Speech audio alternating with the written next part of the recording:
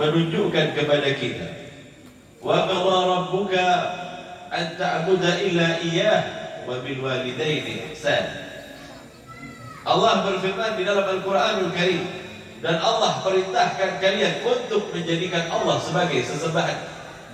Hendaklah engkau jadikan Allah Subhanahu wa ta'ala sebagai Tuhan, dan hendaklah engkau berbuat baik kepada kedua orang tua.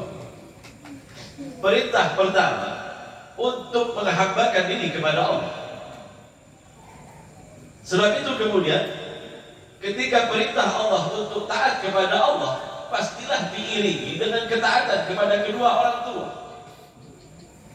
Contoh yang lain di dalam Al-Quran, wa aqimus salata wa atuz zakat. Diperintahkan oleh Allah untuk menegakkan salat dan membayar zakat. Maka tidaklah orang tadi kemudian ia menegakkan salat kecuali ia mudah kemudian untuk mengeluarkan zakat. Bahkan di dalam sebuah riwayat disebutkan, jika orang tadi tak mau mengeluarkan zakat, ia juga akan meninggalkan perintah Allah yang namanya salat. Ketika Allah perintahkan salat, Allah perintahkan zakat. Namun tak kala Allah Subhanahu wa ta'ala meminta agar dirinya dijadikan Tuhan, agar dirinya kemudian dijadikan sesembahan, maka kalimat berikutnya adalah orang tua. Itu sebab kalau kita belajar dengan mereka orang-orang bahari dulu, maka ketahuilah, sebelum engkau kenal Allah Subhanahu wa ta'ala, engkau kenali kedua orang tua. Biasanya ada tangga untuk menuju kepada Allah. Siapa mereka? Biasanya orang tua, guru, baginda Rasul. Jika baik engkau kepada ketiganya, maka engkau dikatakan telah menghambakan dirimu kepada Allah Subhanahu wa ta'ala. Satu saja kita tinggalkan, na'udzubillah wal iyadzubillah, jauh kita dari Allah Subhanahu wa ta'ala. Itu sebab Allah menyebutkan tentang penghambaan kepadanya, baru kemudian Allah menyebutkan tentang berbakti kepada kedua orang tua kita. Pasti dikelompokkan. Itu sebab perintah Allah Subhanahu wa ta'ala di dalam surat yang lain, anishkurli wa liwalidaik, bersyukurlah engkau kepada dan kepada kedua orang tua. Mengapa setiap Allah memerintahkan kepada dirinya, lalu Allah memerintahkan untuk menghargai kedua orang tua kita? Ketika Allah memerintahkan penghamba, yang kemudian memerintahkan untuk berbuat baik kepada keduanya. Ketika Allah meminta kepada kita untuk bersyukur kepada Allah, Allah juga meminta agar kalian bersyukur kepada kedua orang tua kita. Aneh di dalam ayat Al-Quran ini, seolah-olah orang tua menduduki predikat Tuhan yang secara zahir nampak pada diri kita. Itu sebab Tuhanmu di muka bumi ini yang nampak secara jasadiah adalah dua orang tuamu. Perintahnya tak boleh engkau tolak, perintah harus engkau kabulkan selagi masih mengabulkannya.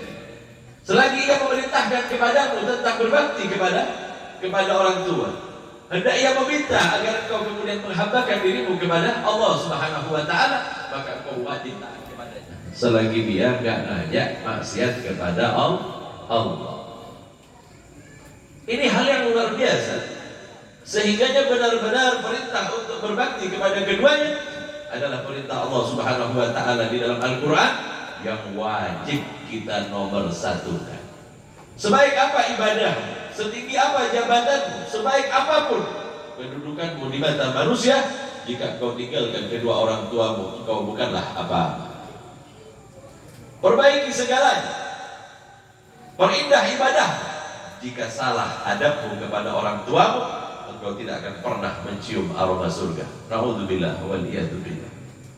Bahkan di dalam sebuah hadis oleh baginda Rasul disebutkan, yujadu rihul jannah, aroma surga sudah bisa dicium min masirati alfi am, dapat dicium sejauh 1000 tahun perjalanan. 1000 tahun sebelum sampai ke dalam surganya Allah, aroma surga sudah menyeruak. Aroma surga sudah dapat kita cium. Tapi tidak bagi mereka orang-orang yang durhaka kepada kedua orang tuanya. Siapa yang tak akan mencium aroma surga ya Rasulullah? La yajiduhu aq. Tidak akan mencium aroma surga mereka yang durhaka kepada kedua orang tua. Bagus ibadahnya, luar biasa. Bukankah cukup bagi kita cerita di zaman baginda Rasul? Seorang laki-laki yang bernama Alqamah. Kurang apa dia kepada baginda Rasul? Kurang apa kepada baginda Rasul? Bahkan jika baginda Rasul melakukan ibadah wajibat, ia adalah orang yang pertama berada di belakang baginda Rasul SAW. Belum pernah absen salat jamaah bersama baginda Rasul. Namun saya, karena pengaruh istrinya, ini saya sampaikan kepada ibu-ibu atau kepada istri. Biarkan suamimu berbakti kepada orang tuanya. Biarkan ia mendahulukannya, karena sesungguhnya memang kewajibannya untuk mendahulukan kedua orang tuanya dibandingkan engkau. Artinya, orang tua perintahnya di dalam Al-Quran. Bahkan kedudukannya disamakan oleh Allah sebagaimana kedudukan Allah Subhanahu wa ta'ala di dalam perintahnya. Itu sebab ia harus dinomorsatukan. Ini Alqamah di dalam cerita, jika ia memberikan sebuah pakaian buat istrinya, tentu jauh lebih baik daripada yang ia berikan kepada ibunya. Jika ia berikan belanja kepada istrinya jauh lebih banyak, maka kepada ibunya tak sebanyak yang ia berikan kepada istri. Namun si ibu ridha, ibu menerima.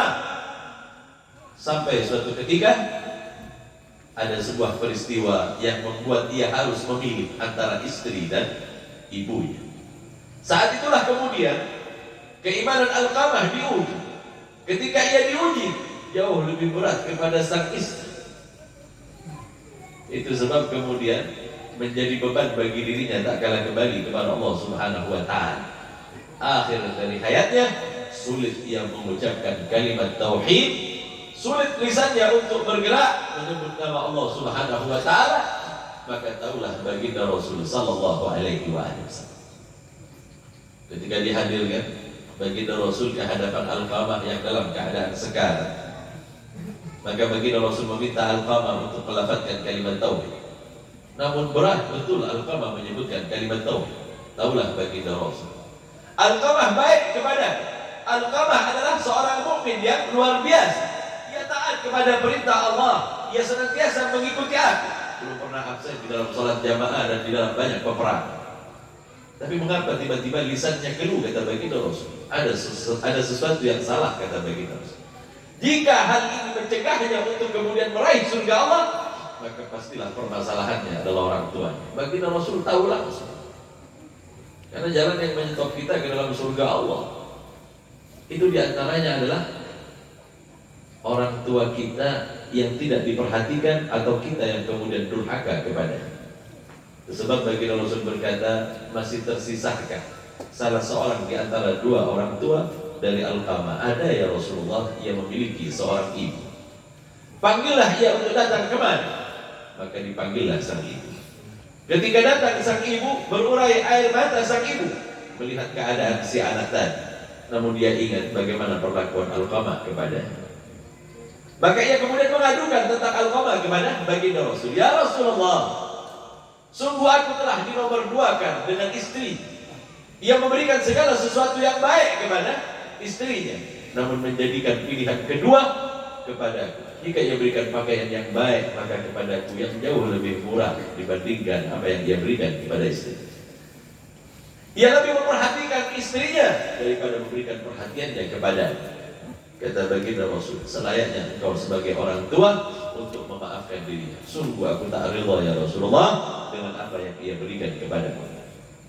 Padahal ia berikan, Alqamah memberikan apa yang atasnya ia berikan. Namun karena ia lebih menomorsatukan sang istri, jadi salah jalan. Itu sebab kemudian kata baginda Rasul, jika engkau tak meridainya, setinggi apapun ibadah Alqamah, sebanyak apapun peperangan yang ia lakukan, demi Allah, ia tidak akan pernah masuk ke dalam surganya Allah. Itu sebab kata baginda Rasul, alangkah lebih baiknya jika ia dibakar di dunia ini sebelum dia dibakar nantinya di dalam neraka. Ditumpuklah kayu oleh baginda Rasul dan para sahabat untuk membakar Alqamah yang tidak kunjung bisa menyebutkan kalimat tauhid. Ketika ditumpuklah kayu, tergeraklah hati sang ibu. Ya Rasulullah, hendak kau apakan anak? Aku akan membakarnya sebelum ia nantinya terbakar di akhirat. Maka jauh lebih baik kubakar ia terlebih dahulu agar ia merasakan panasnya api dunia sebelum ia merasakan panasnya api akhirat. Menangis sang ibu tadi, gak tega sih ibu tadi. Ya Rasulullah, jika engkau meminta keridhaanku kepadanya, demi Allah, dari sejak ia di dalam perutku, aku telah memberikan perhatian yang luar biasa kepadanya. Ku jaga ia, ku sayang ia, ku berikan apa yang bermanfaat kepadanya di dalam makanan-makananku. Aku tak pernah menikmati nikmatnya makanan kecuali yang aku pertimbangkan adalah anakku di dalam perutku. 9 bulan lamanya aku mengandungnya, belum pernah sedikit pun aku kekurangan di dalam memberikan asupan makanan kepadanya. Aku makan bukan karena diriku, walau tak nyaman sekalipun. Kalau itu untuk anakku, aku akan mengunyahnya dan kemudian menjadi manfaat bagi dirinya. Sejak di dalam perut ibu sudah memberikan manfaat. Kata ibu Alqamah, dari usia dia lahir sampai sebelum ia menikah, belum pernah satu pun yang tidak aku berikan kepadanya. Semuanya aku berikan yang menjadi hak dan kewajibanku aku tunaikan, semuanya aku berikan kepadanya. Sehingga tidak ada satu pun waktu yang aku lepaskan kecuali aku senantiasa bersamanya. Namun ketika ia telah menikah, ia menjadikan aku yang nomor 2. Lihat bagaimana lamanya orang tua memberikan perhatian kepada kita. Lalu pantaskah kemudian kita melakukan sesuatu yang diharamkan oleh Allah? Jika di dalam Al-Quran, wala taqul lahuma uff, janganlah engkau katakan kepada orang tuamu, karena itu bentuk kedurhakaan. Diberikan batasan oleh Allah. Engkau mengatakan saja sudah nggak boleh. Apalagi sampai kita banting pintu. Apalagi sampai kita kemudian menampakkan wajah masam kita. Demi Allah, keridhaan Allah berada dalam keridhaan. Jangan pernah tampakkan wajah yang sedih di hadapan. Buat yang gembira, karena sesungguhnya jika engkau menggembirakan orang tuamu, Allah Subhanahu wa ta'ala ridha kepadamu, walaupun engkau tinggalkan banyak kewajiban dari kewajiban yang diperintahkan oleh Allah. Kata Allah, aku ridha kepada seorang hamba yang ia berbuat maksiat kepadaku, akan tetapi ia taat kepada kedua orang tuanya. Tapi jarang kita dapat yang begini. Wah, kalau begitu nggak usah sholat lagi udah deh. Yang penting berbakti. Kayak apa mau berbakti kalau ente juga tidak menjalankan perintah Allah? Karena berbakti juga merupakan perintah Allah. Lalu mau mengatakan kita sudah melakukan sholat beribadah kepada Allah, tapi saya nggak bisa berbakti kepada orang tua. Alhamdulillah, walhamdulillah. Sebaliknya, saya sudah berbakti kepada orang tua, buat apa lagi saya sholat? Setiap mereka yang diilhamkan oleh Allah untuk berbakti kepada orang tuanya, Allah mudahkan segala kewajiban yang datang dari Allah Subhanahu wa ta'ala. Maka di saat hendak dibakar oleh baginda Rasul, ibunya melarang. Demi Allah ya Rasul, ku besarkan ia dengan kasih sayang, ku besarkan ia dengan penderitaan, ku besarkan ia dengan rasa sakit yang aku tahan. Aku tak akan mungkin membiarkan ia masuk ke dalam neraka. Jangan kau bakar anakku, karena sesungguhnya aku ridha kepadanya. Ketika sang ibu mengatakan ridha, maka dengan mudah mengalirlah perkataan dari mulut Alqamah, la ilaha illallah Muhammadur Rasulullah. Ditutup usianya dengan perkara yang baik. Sebab apa tercegahnya lisan untuk menyebut kalimat tauhid? Karena ia tidak berbakti kepada kedua orang tua. Naudzubillah wa liyadzubillah. Lawas benar ulun ini sudah mentalkin kan berkali-kali kan. Ngomong sama sekali nggak ada. Pelan aja nggak ada. Bahkan mulutnya kan aku bilang sama sekali. Lihat-lihat mungkin ia adalah orang yang tidak berbakti kepada kedua orang tua. Naudzubillah wa liyadzubillah. Dalam hadis yang lain, baginda Rasul sallallahu alaihi wasallam pernah di waktu Idul Fitri, di dalam riwayat An Jabir bin Samurah. Jabir bin Samurah pernah meriwayatkan sebuah hadis dari Rasul sallallahu alaihi wasallam. Sayyidan Nabi sallallahu alaihi wasallam, suatu ketika baginda Rasul akan naik ke mimbar. Baginda Rasul naik ke tangga yang pertama. Baginda Rasul berkata, amin. Naik kepada mimbar yang kedua, lagi-lagi baginda Rasul berkata, amin. Yang kali Usai itu baginda Rasul menyampaikan tausiahnya. Selesai menyampaikan tausiahnya, baginda Rasul kemudian duduk bersama para sahabat setelah usai melakukan salat Idul Fitri. Maka kemudian baginda Rasul yang sedang duduk itu ditanyakan oleh sahabat, "Ya Rasulullah, ketika engkau akan naik ke atas mimbar tadi, aku mendengar engkau mengatakan amin sebanyak 3 kali. Apa gerangan yang engkau maksudkan ya Rasulullah?" Rasulullah berkata, "Sesungguhnya aku sedang bercakap-cakap dengan malaikat Jibril alaihissalam." Ini hebatnya baginda Rasul. Namun kita ngomong-ngomong sendiri, belum sedang berbicara lawan Jibril.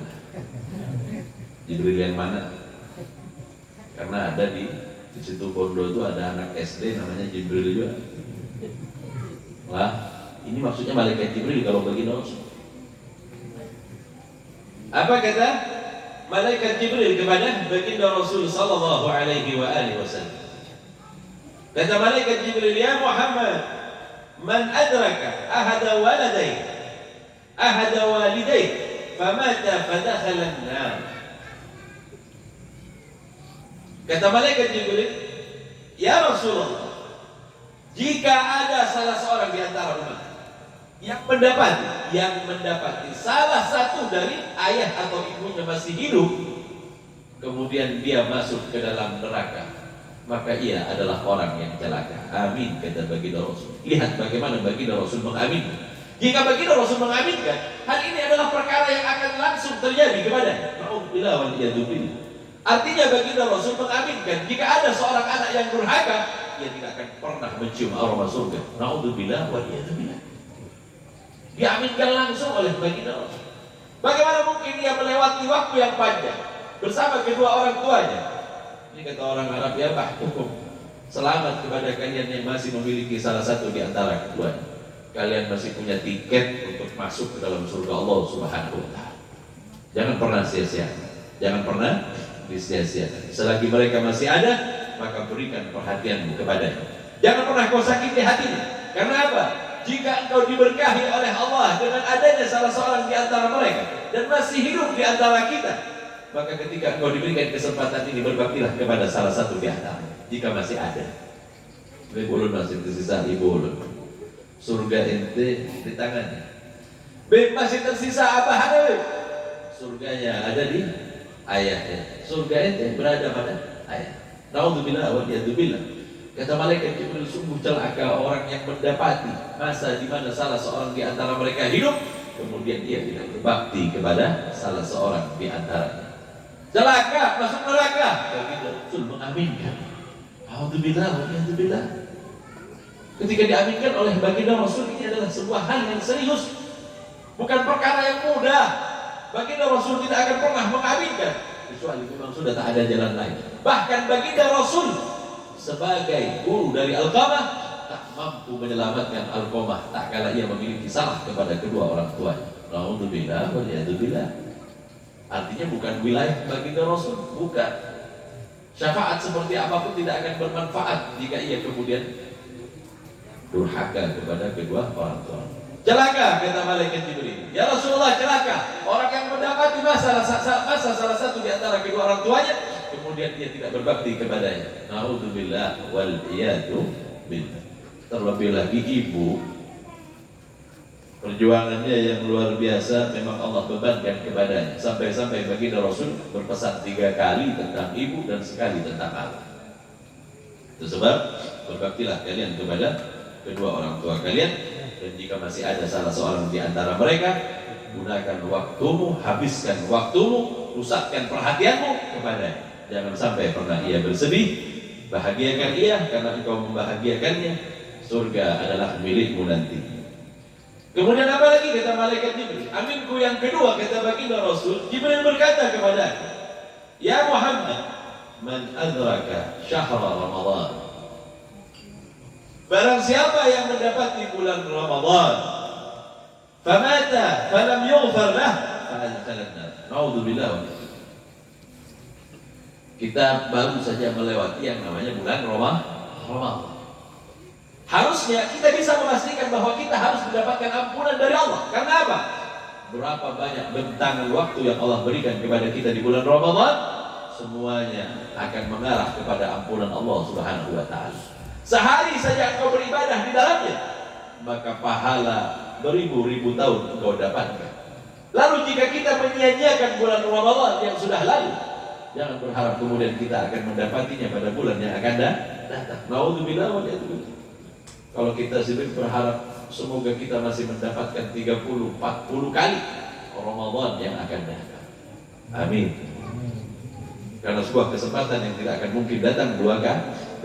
Mungkin kita duduk di tempat ini, salah seorang di antara kita sudah nggak ada, sudah kembali kepada Allah, bahkan ia tidak mendapati bulan Ramadan. Ketahuilah sungguh beruntung mereka yang mendapatkan Ramadan, dan ia adalah orang yang mendapatkan ampunan. Tetapi sebaliknya celaka, sungguh celaka orang yang melewati Ramadan tapi ia tidak mendapatkan ampunan Allah Subhanahu wa taala. Padahal bentangan maghfirah luar biasa. Seandainya dia mau berusaha sedikit saja, dia akan pasti mendapatkan maghfirah Allah. Lebih menunggu Lailatul Qadar aja tanggal 27. Lailatul Qadar itu pada bulan Ramadan, pada setiap malamnya.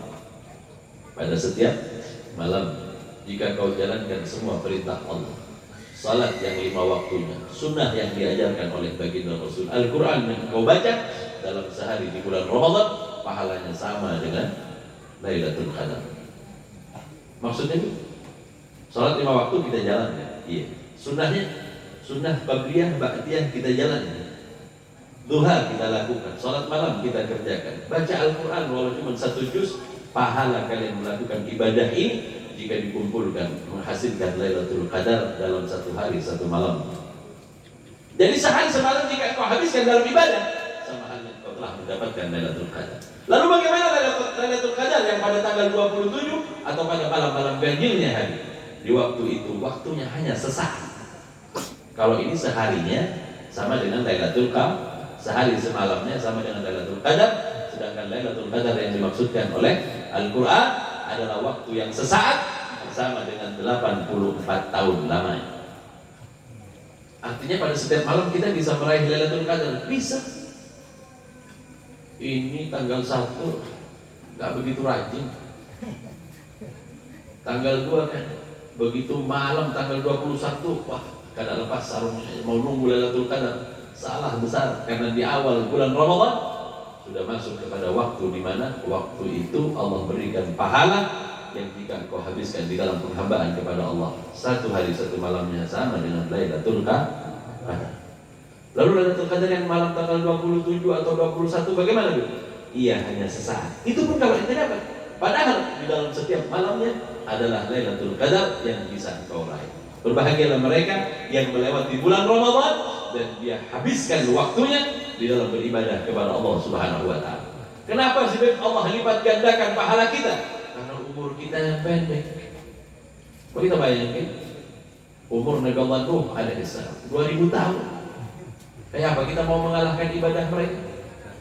Itu sebab Allah berikan bulan Ramadan sebagai jawaban bagi setiap apa yang kita inginkan.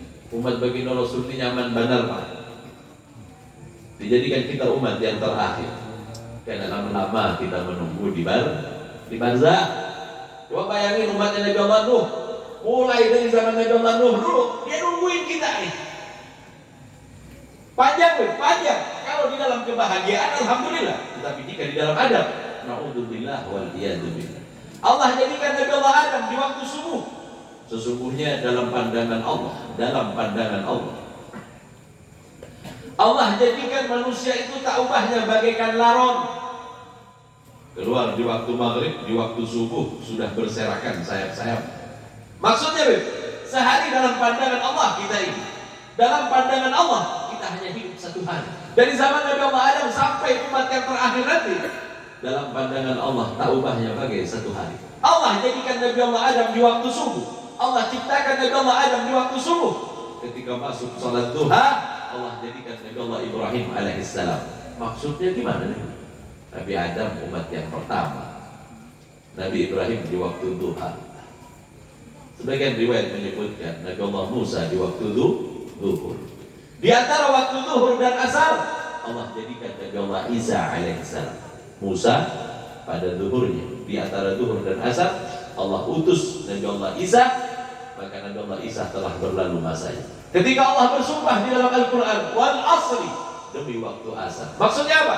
Demi diutusnya baginda Rasul sallallahu alaihi wasallam.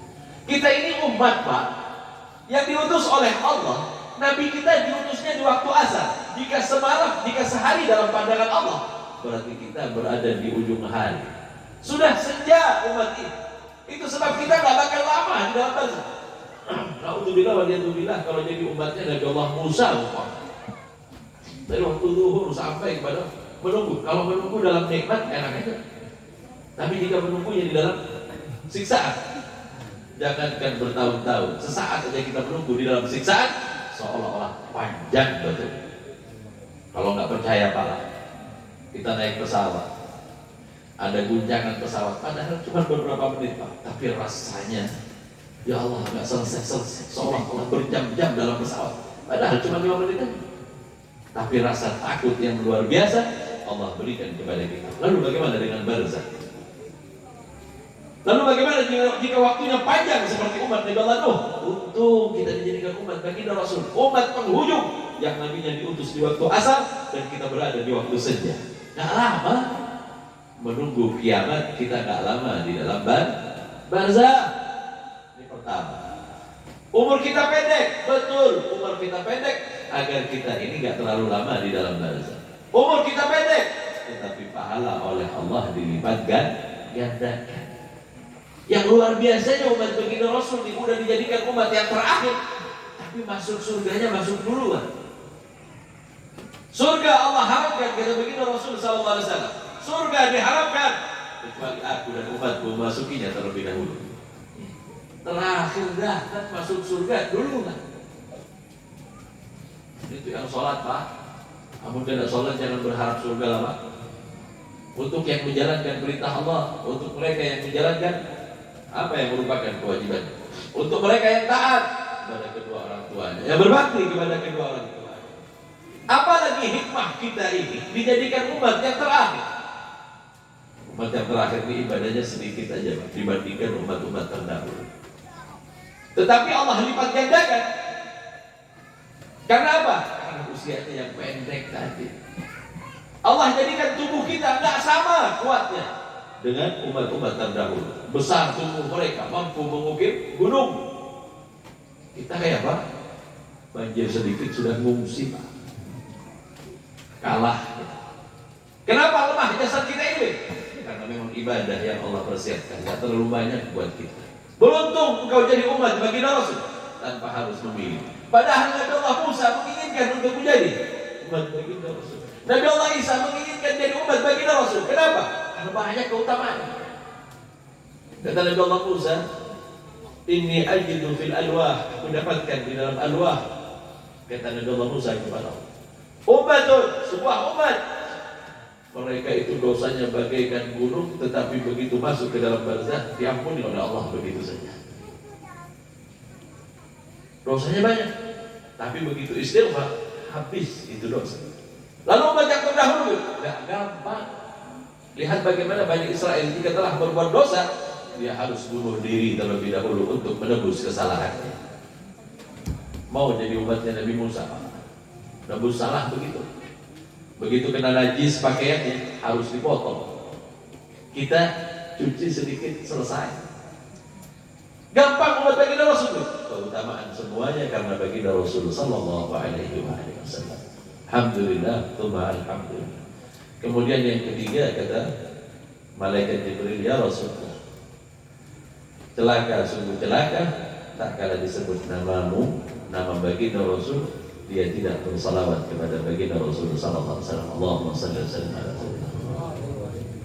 Disebut nama baginda Rasul, berat lisannya untuk bersalawat. Ini hadis dikeluarkan oleh Huzaimah di dalam riwayat Imam At-Tirmidzi.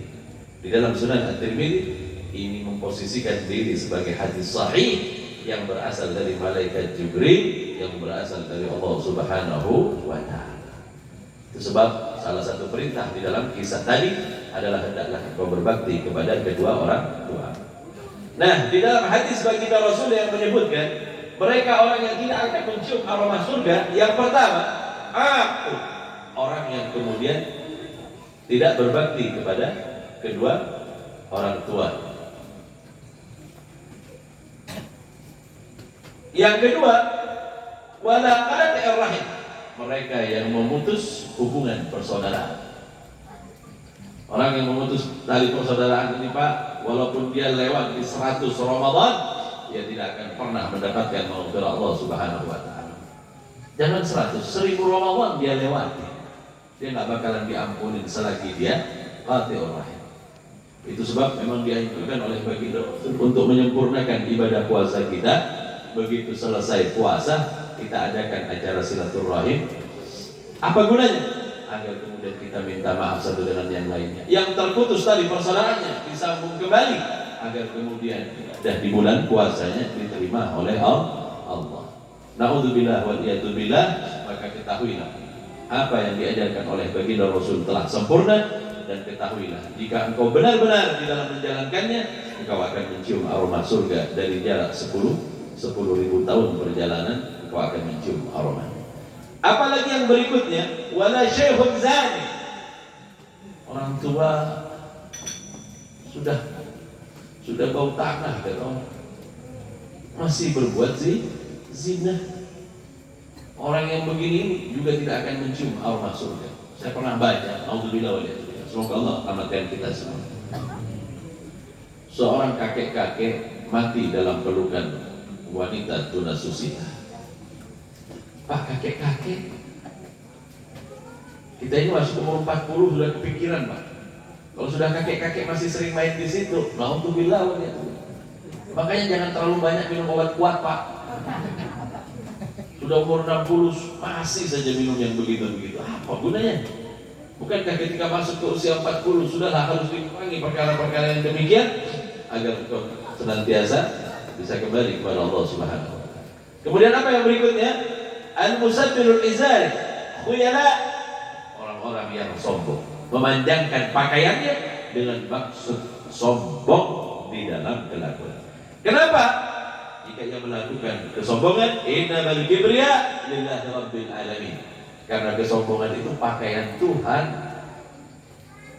tidak pantas kita memakainya, kata Bang Haji Roma Irama.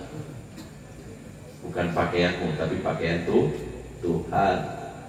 Kesombongan gak pantas jika kau memang mengetahui bahwa sesungguhnya dirimu berasal dari sesuatu yang hina dan akan kembali menjadi hina tak kala kita menjadi bangkai nantinya, tak kala kita sudah mati. Buktinya kalau kita berasal dari sesuatu yang hina, siapa yang nggak tahu? Kita berasal dari mani yang keluar dari kemaluan. 2 kali kita keluar dari lubang kemaluan. Itu sebab kemudian engkau hendak menyombongkan dirimu. Na'udzubillah wa a'udzubillah. Ketika tawaf seorang gubernur di zaman Imam Ali Zainal Abidin, ia hendak menyombongkan dirinya kepada Imam Ali Zainal Abidin. Ketika tawaf Sayyidina Ali Zainal Abidin diikuti oleh orang banyak, semuanya bermakmumkan kepada Sayyidina Ali Zainal Abidin tak kala ia melakukan tawaf. Ketika sampai di Hajar Aswad, beliau menciumnya. Seusai beliau menciumnya, orang-orang berebut untuk mencium Hajar Aswad. Bahkan seorang gubernur pun gak dapat tempat untuk mencium. Ini gubernurnya Pak gak bisa cium. Gubernur mana itu? Gubernur Madinah. Gubernur Makkah gak bisa mencium Hajar Aswad di zaman itu, apalagi sekarang. Susahnya setengah mati. Melihat Imam Ali Zainal Abidin yang mudah di dalam mencium Hajar Aswad, bertanyalah dia kepada orang-orang, siapa dia itu? Ia adalah cucu dari baginda Rasul sallallahu alaihi wasallam. Maka mendatangilah gubernur tadi dan bertanya, wahai pemuda, tahukah engkau kemana? Apa kata Imam Ali Zainal Abidin? Tahu persis saya sama engkau yang awalnya keluar dari kemaluan, masuk ke dalam kemaluan dan keluar lagi dari kemaluan, berasal dari mana? Dari air yang hina, dan kau akan kembali kepada Allah dalam keadaan menjadi bangkai nanti. Siapa yang tidak tahu? Semua manusia berasal dari itu. Ia hendak menyombongkan dirinya. Setelah diingatkan baru dia sadar. Na'udzubillah wa a'udzubillah, maka tidak akan mendengar aroma surga, tidak akan mencium aroma surga. Siapa? Mereka orang yang durhaka. Mereka orang yang memutus tali hubungan kekeluargaan, memutus tali kasih sayang. Kemudian yang berikutnya seorang syekh yang berzina, seorang tua yang masih saja melakukan perbuatan zina. Yang terakhir adalah orang yang sombong. 4 orang ini tidak akan pernah mencium aroma surga. Naudzubillah wal iyadzubillah. Semoga Allah Subhanahu wa taala memudahkan bagi kita untuk berbakti kepada kedua orang tua kita atau salah satu di antaranya. Berbahagialah kalian yang masih memiliki salah seorang di antara mereka, maka berbaktilah, kau akan mencium aroma surga. Kau akan mendapatkan surga Allah. Maka sesungguhnya mereka orang-orang yang mendapatkan masa mereka adalah orang-orang yang berbahagia. Jika sudah tiada, maka lazimkanlah dirimu untuk senantiasa menghadiahkan salatmu, menghadiahkan bacaan Qur'anmu kepadanya sebagai bentuk berbaktimu kepada orang tua. Tak putus bakti kita kepada orang tua tak kala ia telah meninggal dunia. Apa yang harus kita lakukan? Lakukanlah kebaikan dan niatkan untuknya. Bersedekahlah untuknya, bacalah Al-Quran dan hadiahkan kepadanya. Salatlah kemudian hadiahkan kepadanya. Semua ini pernah dilakukan oleh baginda Rasul sallallahu alaihi wasallam. Hadirin hadirat ikhwan akhwat yang dimuliakan oleh Allah, panjang lebar Imamul Haddad mengupasnya, namun yang pasti kita tahu berbakti kepada kedua orang tua disejajarkan oleh Allah dengan penyembahan kepada Allah Subhanahu wa taala. Sebab Tuhanmu di muka bumi ini adalah kedua orang tua. Taat dan berbaktilah kepadanya, maka engkau akan mendapatkan keridhaan Allah. Surgamu berada di tangan keduanya. Jika engkau kemudian durhaka, sama sekali kau tidak akan pernah mencium aroma surga. Naudzubillah wal iyadzubillah. Hadirat yang dimuliakan oleh Allah, mudah-mudahan di waktu yang akan datang kita dapat berbicara lagi tentang kitab Imamul Haddad yang berisi tentang anjuran kebaikan kepada kita yang berasal dari Al-Quran dan Hadis, yang semuanya muncul dari hikmah dari sebuah perjalanan panjang pengetahuan Imamul Haddad yang ia dapatkan dari Allah Subhanahu wa taala. Ini yang bisa saya sampaikan di malam ini. Semoga bermanfaat bagi diri sendiri dan bagi mereka yang mau mengambil iktibar di dalamnya. Ini yang bisa saya sampaikan, kurang lebihnya mohon maaf yang sebesar-besarnya. Wabillahi taufiq wal hidayah wa ridha wal inayah. Wassalamualaikum warahmatullahi wabarakatuh.